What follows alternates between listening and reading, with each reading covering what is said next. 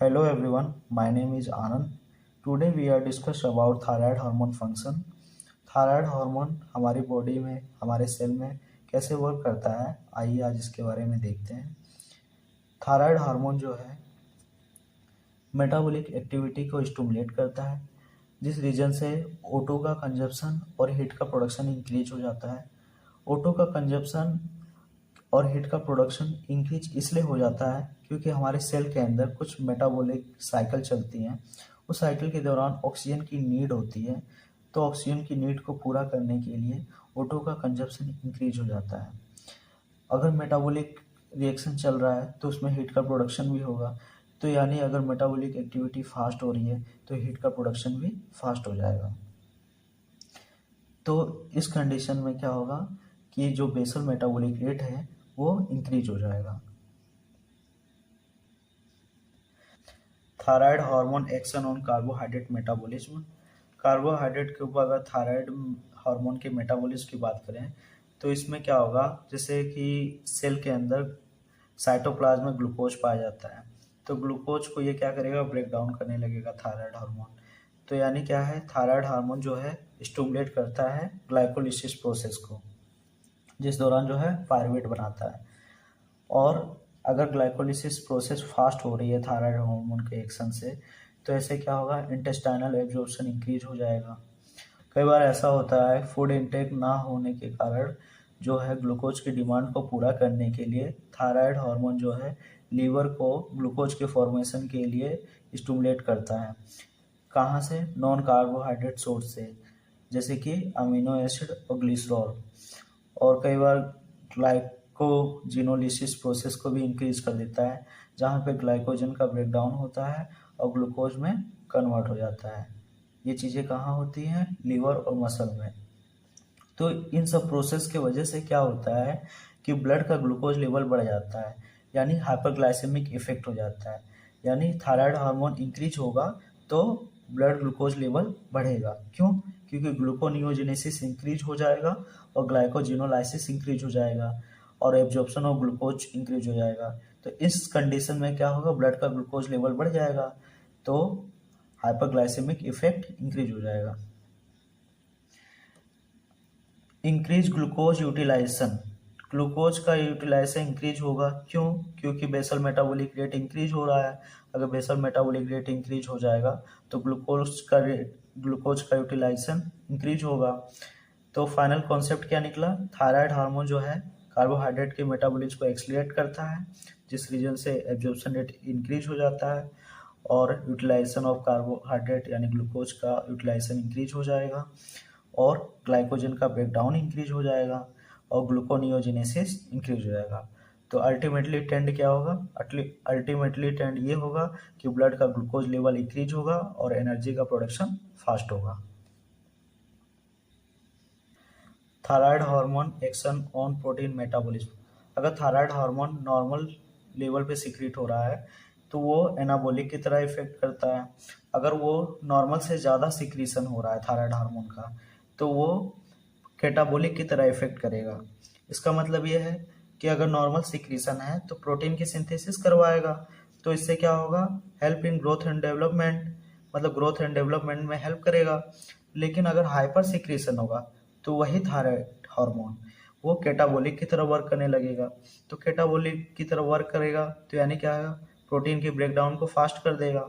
और प्रोटीन की ब्रेकडाउन अगर फास्ट हो जाएगी तो क्या होगा, मसल वेस्टिंग हो जाएगा और वीकनेस हो जाएगा और वेट लॉस होगा, क्योंकि मसल जो है फास्टली डिग्रेड हो रहा है ना, क्योंकि प्रोटीन का मेटाबॉलिज्म जो है फास्ट हो रहा है। तो इस रीजन से जो है वीकनेस ऐसे पेशेंट में दिखाई देने को मिलेगा। अगर हाइपोथायरॉयडिज्म है, अगर थायराइड हार्मोन का सिक्रीशन कम हो रहा है तो उसमें क्या होगा कि प्रोटीन की सिंथेसिस डिक्रीज हो जाएगी और अगर प्रोटीन की सिंथेसिस डिक्रीज होगी तो ग्रोथ एंड डेवलपमेंट कैसा होगा, पुअर होगा। Thyroid hormone effect on vitamin metabolism. कुछ सेल के अंदर एंजाइमेटिक रिएक्शन होने के लिए विटामिन की नीड होती है, तो उस नीड को पूरा करने के लिए विटामिन की डिमांड बढ़ेगी। तो डिमांड बढ़ने से क्या होगा, उसकी नीड जो है ज़्यादा से ज़्यादा होगी विटामिन्स की। तो यानी क्या है, हाइपरथायराइडिज्म कंडीशन में विटामिन की आवश्यकता ज़्यादा होगी, यानी क्या होगा, increases need for vitamin. Thyroid hormone effect on body weight. अच्छा एक बात बताओ मुझे, अभी हमने देखा कि थायराइड हार्मोन जो है अगर एक्सेस सिक्रीशन हो रहा था उसका तो मेटाबॉलिक रेट को फास्ट कर रहा था। तो मेटाबॉलिक रेट अगर फास्ट होगा तो वेट लॉस होगा ना। क्यों? क्योंकि प्रोटीन और कार्बोहाइड्रेट जो है मेटाबोलाइट हो जा रहा है फास्टली, तो बॉडी में वो रिटेन नहीं हो पा रहा है। अगर रिटेन नहीं हो पाएगा तो वो मेटाबोलाइट हो जाएगा, तो जिस रीजन से वेट तो लॉस होगा ना। अगर वही थायराइड हार्मोन का लेवल डिक्रीज है, अगर कम सिक्रीशन हो रहा है, तो मेटाबॉलिक रेट जो है स्लो हो जाएगा। अगर मेटाबॉलिक रेट स्लो होगा तो वेट गेन होगा।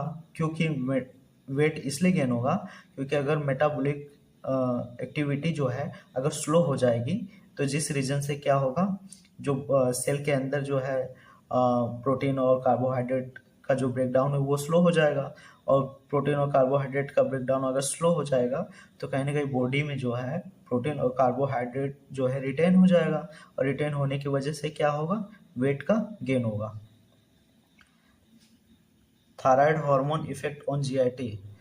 अगर नॉर्मल कंडीशन पे थायराइड हार्मोन का सिक्रीशन हो रहा है तो वो क्या करेगा, एपेटाइट और डाइजेशन को मेंटेन करेगा और गट की मोटिलिटी को भी बैलेंस करके रखे रहेगा। लेकिन जैसे ही वो हाइपर या हाइपोथायराइडिज्म होगा पेशेंट में, तो क्या करेगा, सपोज दैट कोई पेशेंट है उसको हाइपोथायराइडिज्म है, यानी कि T3 और T4 का सिक्रीशन कम हो रहा है, तो ये क्या करेगा, जीआईटी की मोटिलिटी को डिक्रीज करेगा, जिसकी वजह से क्या होगा, उसकी एक्टिविटी स्लो हो जाएगी। इंटेस्टाइन की एक्टिविटी स्लो होने की वजह से क्या होगा, पेरिस्टाल्टिक मूवमेंट स्लो हो जाएगा। अब पेरिस्टाल्टिक मूवमेंट स्लो होगा तो पेशेंट में क्या देखने को मिलेगा, कॉन्स्टिपेशन देखने को मिलेगा, और ऐसे पेशेंट में भूख की कमी भी देखने को मिलेगी, मतलब लॉस ऑफ एपेटाइट। ओके, लेकिन but weight still increases due to low BMR. लेकिन जो है उसका वेट जो है वो बढ़ता हुआ दिखेगा। क्यों? क्योंकि इसलिए देखने को मिलेगा मेटाबॉलिक रेट जो है स्लो हो जाएगा, और मेटाबॉलिक रेट अगर स्लो हो जाएगा तो कार्ब और प्रोटीन का ब्रेकडाउन जो है स्लो हो जाएगा, और स्लो होने की वजह से क्या होगा, बॉडी में रिटेंशन हो जाएंगे, और रिटेंशन होगा तो फिर क्या होगा, बॉडी वेट इंक्रीज होगा। Some time gastric atrophy. कई बार जो है हाइपोथायराइडिज्म कंडीशन में क्या होगा, गैस्ट्रिक एट्रोपी हो जाएगी। गैस्ट्रिक एट्रोपी का मतलब ये है HCl का सिक्रेशन डिक्रीज हो जाएगा। हाइपरथायराइडिज्म का मतलब ये है कि T3 T4 इंक्रीज होने लगता है, जिससे जीआईटी की मोटिलिटी इंक्रीज हो जाती है, और जीआईटी की मोटिलिटी इंक्रीज होने से इंटेस्टाइन ओवर एक्टिव वर्क करने लगता है। इंटेस्टाइन ओवर एक्टिव वर्क करने से पेरिस्टाल्टिक मूवमेंट इंक्रीज हो जाता है, और पेरिस्टाल्टिक मूवमेंट इंक्रीज होगा तो क्या होगा, फ्रीक्वेंट लूज मोशन होगा, और फ्रीक्वेंट लूज मोशन यानी जो है पेशेंट को डायरिया होगा, और इस तरह के पेशेंट में एपेटाइट इंक्रीज हो जाता है, लेकिन जो वेट है वो लॉस होने लगता है। उसका रीज़न ये है क्योंकि कैटाबॉलिक प्रोसेस जो है वो फास्ट होने लगता है, इसका प्रोटीन और कार्बोहाइड्रेट का। तो ऐसे कंडीशन में वेट तो लॉस होगा, लेकिन जो ऐसे पेशेंट की जो एपेटाइट है, भूख है, वो बढ़ेगी, लेकिन वेट लॉस दिखाई देगा।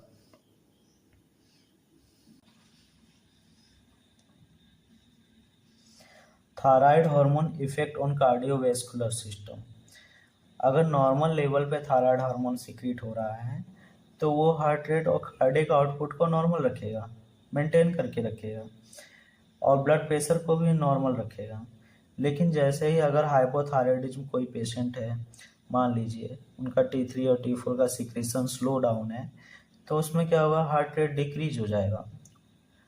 हार्ट रेट डिक्रीज होगा तो क्या होगा, कार्डियक आउटपुट भी डिक्रीज होगा, और कार्डियक आउटपुट डिक्रीज होगा तो क्या होगा, उसका सिस्टोलिक ब्लड प्रेशर जो है, मेनली सिस्टोलिक ब्लड प्रेशर जो है वो लो हो जाएगा।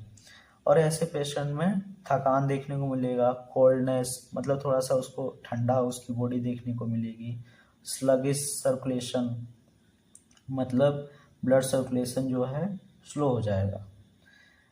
हाइपरथायराइडिज्म की बात करें तो ऐसे पेशेंट में हार्ट रेट इंक्रीज हो जाएगा और कार्डियक आउटपुट इंक्रीज हो जाएगा। और कार्डियक आउटपुट इंक्रीज होने से ऐसे पेशेंट में पल्पिटेशन और इरिथमिया जैसी कंडीशन देखने को मिलेगी। कई बार जो है कार्डियक फेलर भी हो जाता है ऐसे पेशेंट में, क्योंकि जो है कार्डियक आउटपुट इंक्रीज हो जाता है। इस कंडीशन में कई बार कार्डियक फेलर भी देखने को मिलता है। और ब्लड प्रेशर भी इंक्रीज हो जाएगा, mainly systolic blood pressure increase होगा, क्योंकि कॉन्ट्रैक्ट हार्ट की कॉन्ट्रैक्टिलिटी इंक्रीज हो जाएगी। इस वजह से मेनली जो है systolic heart blood pressure increase देखने को मिलेगा, बट डायस्टोलिक प्रेशर जो है नॉर्मल या लो देखने को मिलेगा। Thyroid hormone effect on reproductive system. अगर थायराइड हार्मोन की इफेक्ट की बात करें फीमेल के अंदर और मेल के अंदर क्या क्या इफेक्ट होते हैं, मेनली रिप्रोडक्टिव सिस्टम की बात करें, तो ऐसे कंडीशन में सपोज दैट कोई फीमेल है, उसको हाइपोथायराइडिज्म है। तो हाइपोथायराइडिज्म अगर है फीमेल के अंदर, तो ऐसे फीमेल में मेनोरेजिया देखने को मिलेगा, जिसका मतलब होता है एक्सेसिव ब्लीडिंग, ज़्यादा से ज़्यादा ब्लीडिंग होने लगेगी ऐसे फीमेल के अंदर। और पॉलीमेनोरेजिया, कई बार जो होगा उसकी ब्लीडिंग जो है इरेगुलर देखने को मिलेगा या फिर जल्दी जल्दी देखने को मिलेगा, और जिस रीजन से उस फीमेल के अंदर इनफर्टिलिटी भी आ सकती है। और वही मेल के अंदर हाइपोथायराइडिज्म की बात करें तो डिक्रीज लिबियो हो जाएगा। डिक्रीज लिबियो का मतलब जो है लो सेक्सुअल डिजायर है, मतलब सेक्सुअल डिजायर में कमी देखने को मिलेगी। और स्पर्मेटोजेनेसिस भी डिक्रीज हो जाएगा, और जिस रीजन से ऐसे पेशेंट में इनफर्टिलिटी देखने को मिलेगा। हाइपरथायराइडिज्म की बात करें फीमेल में तो ओलिगोमेनोरिया देखने को मिलेगा, जिसका मतलब होता है रिड्यूस ब्लीडिंग, या फिर एमेनोरिया देखने को मिलेगा, मतलब एब्सेंस ऑफ ब्लीडिंग। और जिस रीजन से क्या होगा इस फीमेल के अंदर इनफर्टिलिटी आ जाएगी। अब मेल की वहीं बात करें तो इरेक्टाइल डिसफंक्शन देखने को मिलेगा, गायनिकोमेस्टिया देखने को मिलेगा, और स्पर्म की क्वालिटी भी डिक्रीज हो जाएगी, जिस रीजन से क्या होगा ऐसे पेशेंट में इनफर्टिलिटी देखने को मिलेगा।